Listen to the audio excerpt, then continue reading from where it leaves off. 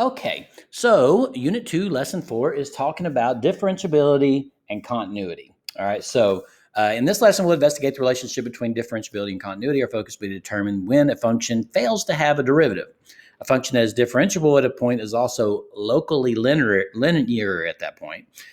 Basically, this is telling us that in order for a function to be differentiable at a point, the graph must be continuous and smooth at that point.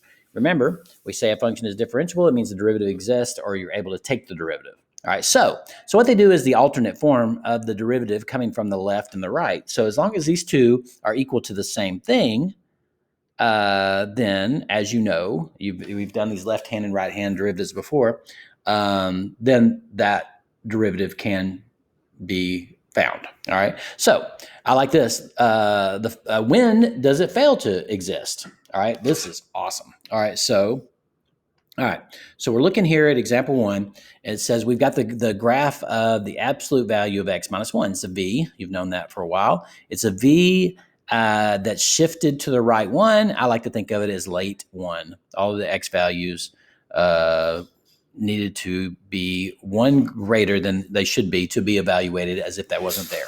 All right, but anyway, point is this. If you're coming from the left, our slope is -1. This is equal to -1.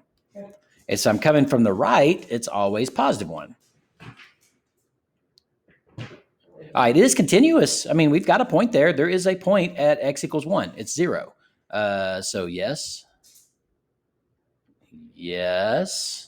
I would say f of 1 equals 0. That kind of explains our shift to the right that we were discussing earlier. But, however, it is not differentiable at x equals 1 because these two do not agree. All right, so it is no. And the reason is these two limits, these two values that we found, coming from the left was -1, coming from the right was +1. They are not equal to each other. All right. So what would I say?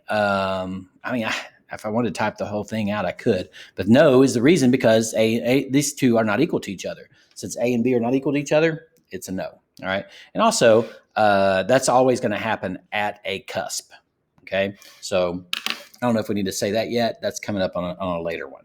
All right. So example 2 while we're here, it says, given the graph of the cube root of x, all right, so what happens is your slopes just increase and it goes vertical there right at 0 and then decreases. All right, so we've got a concave up into a concave down. Stop. And in between, sorry, the dog's getting into something, we have an infinite slope. All right, so it says use the alternate form of the derivative to show that this has a vertical tangent line at x equals 0. This is awesome. All right, so it's going to be the limit as x approaches 0 of cube root of x minus, we're approaching 0. So f of 0, which is 0, over x minus 0.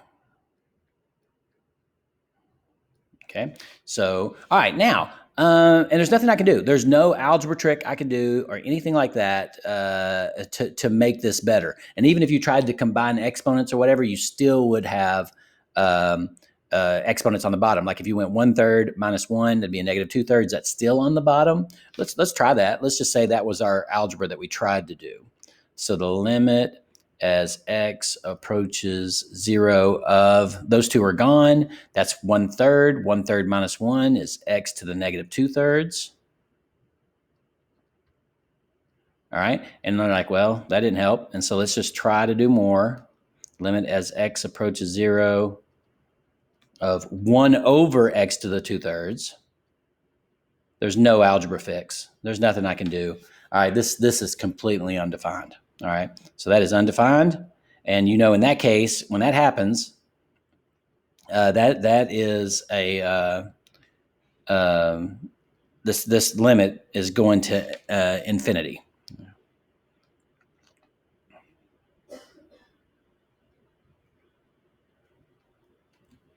Okay. And again, we could do from the left and the right if you wanted to.